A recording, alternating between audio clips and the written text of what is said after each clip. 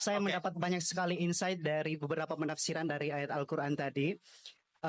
Salah satu fenomena yang kita hadapi saat ini sangat sulit untuk menghadirkan dialog-dialog yang menghadirkan orang-orang yang dari latar belakang agama yang berbeda. Dan seolah-olah hanya jika kita memiliki latar belakang keagamaan yang sama, baru kemudian kita bisa memiliki kesempatan untuk berdialog. Nah, kira-kira mengapa sangat sulit bagi kita di negara kita ini untuk menghadirkan orang-orang dari latar belakang agama yang berbeda untuk hadir dalam suatu forum dialog yang sama. Kemudian bagaimana kita bisa menyikapi fenomena tersebut? Terima kasih. Baik, terima kasih sekali. Tepuk tangan. Ini pertanyaan yang sangat penting dan menarik. Kenapa sekarang antara yang Muslim dan non-Muslim jadi sulit berdialog? Saya mengapresiasi pertanyaan dari mahasiswa non-Muslim tadi. Sebetulnya ketika negara ini berdiri itu ya dialek semua antar umat beragama. Sehingga diputuskan yang penting itu berketuhanan. Maka yang ditolak oleh konstitusi kita adalah ateisme, komunisme. Saya membayangkan misalnya punya anak perempuan, diajak orang yang tidak beragama di tengah hutan misalnya. Bunuh ya tidak takut Tuhan, merkosa tidak takut Tuhan, salah etika ya tidak takut Tuhan. Bandingkan kalau diajak yang beragama. Pasti masih ada rambu-rambu, ada ini itu. Sehingga memang masalah betul ketika orang tidak berketuhanan itu. Jadi saya ingatkan Mas tadi, siapa tadi namanya? Yang non Irman saya. Yang non Muslim tadi itu. Siapa? Namanya siapa? Siapa? Kurang jelas. Siapa namanya? Krisman. Oke, namanya Krisman. Jadi Mas Krisman ya, kalau dibilang nggak pernah ada dialog, dulu ketika negara ini berdiri, itu semua tokoh agama bersepakat. Termasuk saat itu ya ada Perindo, selain ada NU ada Perindo. Itu yang ditentang itu adalah ateisme. Karena kalau orang tidak bertuhan itu ngeri. Ngerinya itu ya tadi misalnya kita punya anak perempuan atau punya keluarga, diajak orang yang tidak beragama. Misalnya berzina ya tidak takut dosa, merkosa ya tidak takut, bunuh ya tidak takut karena nggak punya Tuhan. Mungkin takutnya sama polisi ya kalau ketahuan, kalau enggak. Tapi kalau orang bertuhan ini sistem kesalehannya, sistem kebaikannya ini berlipat-lipat. Takut hukuman Tuhan, takut sosial, takut ini itulah. Sehingga kita bersepakat berketuhanan. Lalu kedua ada beberapa kejadian nyata.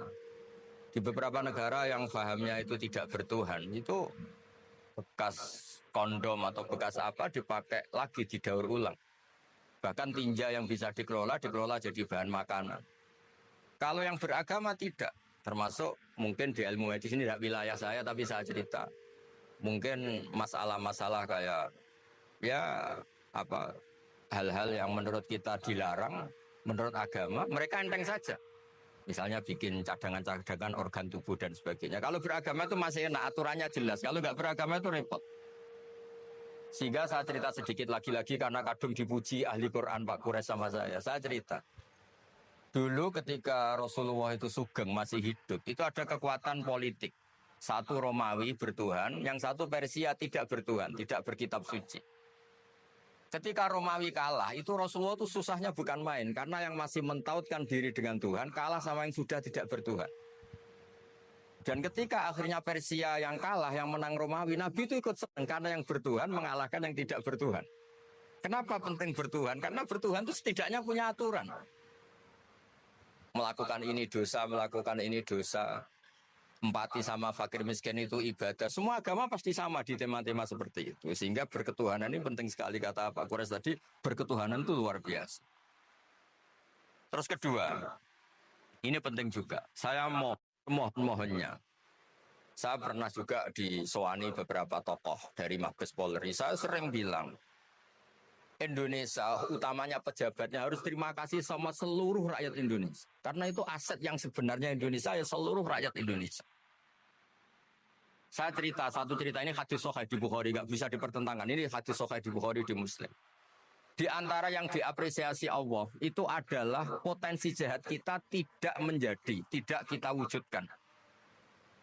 Kalau seluruh rakyat Indonesia, tidak usah seluruh, 1/4 kita ini maling semua. Itu negara miskin kok, karena biayai kita di penjara 2 tahun, 3 tahun. Separuh kita mentalnya membunuh, habis Indonesia. 1/4 saja, 1/3 saja, 1/8 saja punya mental killer, itu habis Indonesia. Ketika rakyat kita, ketika tetangga kita, masyarakat kita tidak melakukan kejahatan, itu ketertiban yang sejati. Maka semua bentuk ketidakkriminalan yang dilakukan oleh rakyat Indonesia itu awal dari aset bangsa ini. Coba kalau semua orang mencuri, habis negara untuk biayai di penjara. Semua orang kriminal, berkahnya mereka tidak melakukan, Indonesia baik-baik saja. Sebab itu ketika ada sekian kebaikan, Nabi terakhir ngendikan apa? Takufu syarroka anin nas fa innaha shadaqatun minka ala nafsik. Potensi jahat kamu jangan kamu lakukan, itu sudah menolong peradaban. Para gadis tetap gadis karena nggak diperkosa. Orang yang punya kambing satu tetap punya kambing satu karena nggak dicuri. Orang yang berkarir tidak terhenti karena karakternya nggak dibunuh, tidak dihujat, tidak dihentikan, tidak disetop oleh cibiran, oleh bulian. Maka di antara 7 orang yang dilindungi Allah, fi dzillihi yauma la dzilla illa dzilluh, itu Nabi hanya cerita orang yang nggak jadi. Di antara yang diceritakan Nabi dalam sebuah hadis, saya ini lelaki sejati, sangat mencintai sepupu saya, dan saya mau ngumpuli dia, tidak mau sampai saya kasih uang 100 dinar. Setelah saya kasih 100 dinar, saya ingin ngumpuli dia dengan cara salah tentu. Dia nggak mau dan berpesan, la tafuddal khatam illa bihaqqi. Kamu jangan ngumpuli saya sebelum nikah. Singkat cerita, pemuda ini nggak jadi melakukan hal yang nista, yang nggak benar. Itu sama Allah dijadikan wali, berkahnya nggak jadi. Jadi kalau potensi kejahatan kita tidak menimpa orang lain itu sudah luar biasa. Jangan nunggu berjasa kita dapat penghargaan setelah kita jadi kiai besar, jadi dosen UGM, jadi ini itu. Semua masyarakat kita yang menahan potensi kejahatannya itu adalah aset sejati Indonesia. Karena sekali mereka berkejahatan, entah itu mencuri, merkosa, habis. Harapan kita sebagai bangsa habis. Tapi selama ini nunggu apresiasi itu yang bentuknya fi'lu, yang bentuknya mereka melakukan apa. Sebetulnya enggak. Tidak melakukan kejahatan itu sudah bagian dari kebaikan yang luar biasa.